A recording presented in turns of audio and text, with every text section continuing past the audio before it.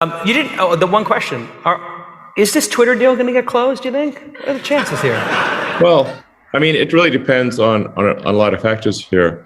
I'm still waiting for some sort of logical explanation for the number of sort of fake or spam accounts on Twitter, and Twitter is refusing to tell us.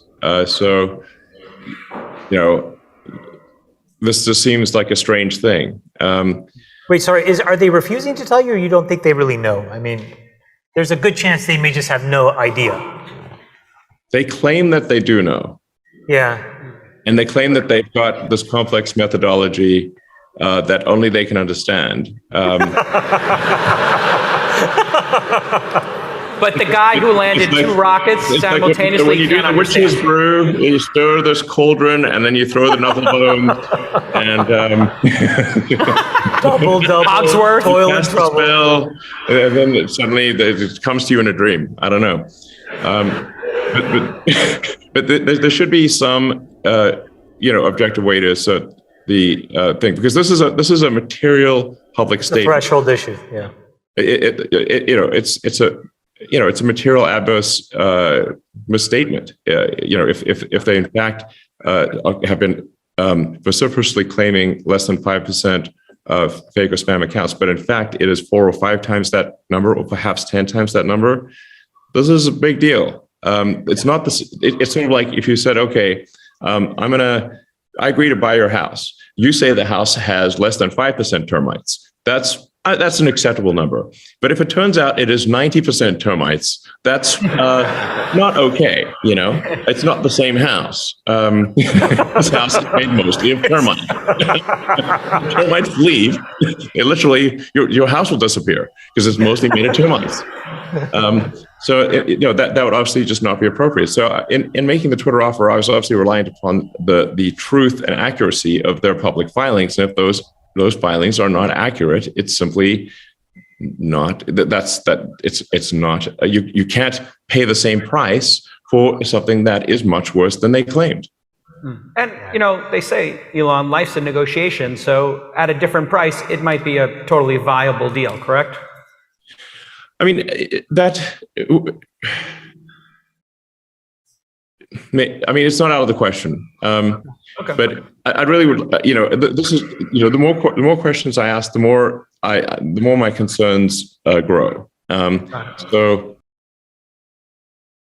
at the end of the day, acquiring it has to be fixable, and fixable, with reasonable time frame and without revenues collapsing along the way and all that sort of stuff. And so, I really need to see how these things are being calculated, and it can't be some deep mystery that is like more complex than the human soul or something like that. It's got to be, I think we can apply the scientific method to this and try to figure out what's really going on.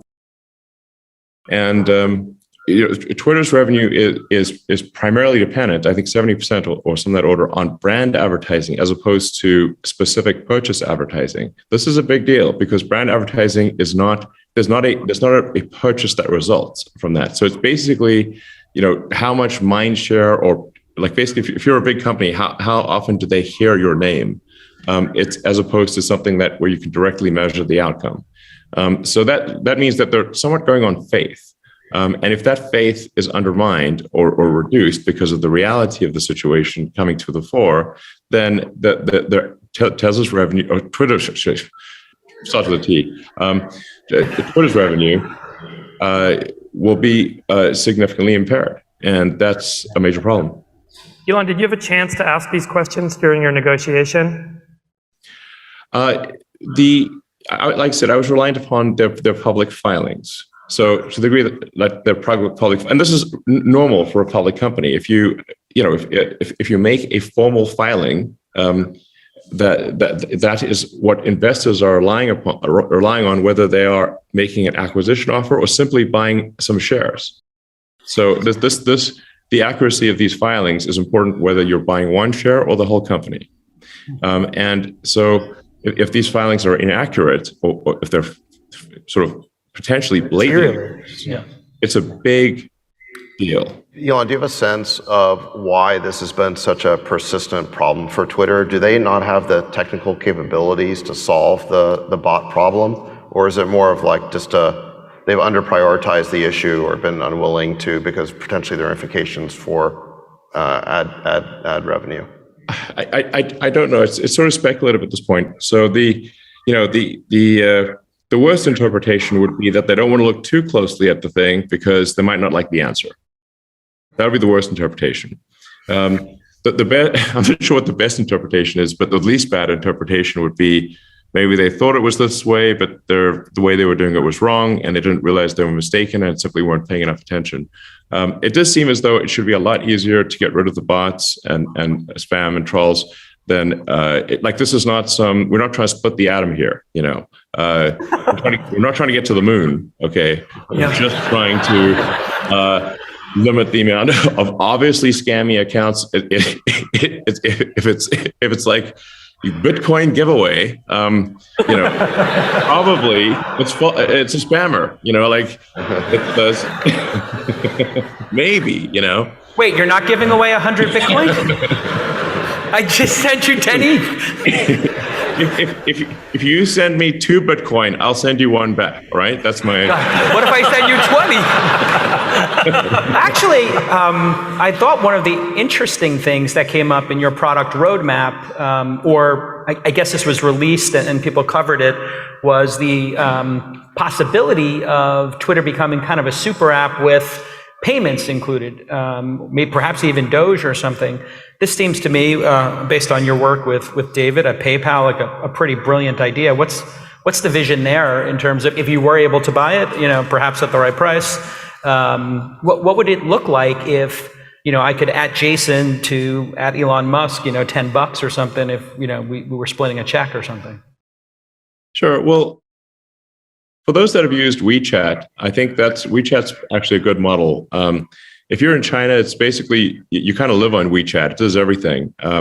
It's sort of like Twitter plus PayPal plus a whole bunch of other things and all roll into one with actually a great interface. And it's really an excellent app. And we don't have anything like that outside of China. So I think such an app would be really useful. And just like the utility of it, of sort of a spam-free thing where you can make comments, you can post videos, you can, I think it's important for content creators to have a revenue share. Now this does not need to be done on Twitter. It could be done from something that's created from scratch. So it could be something new.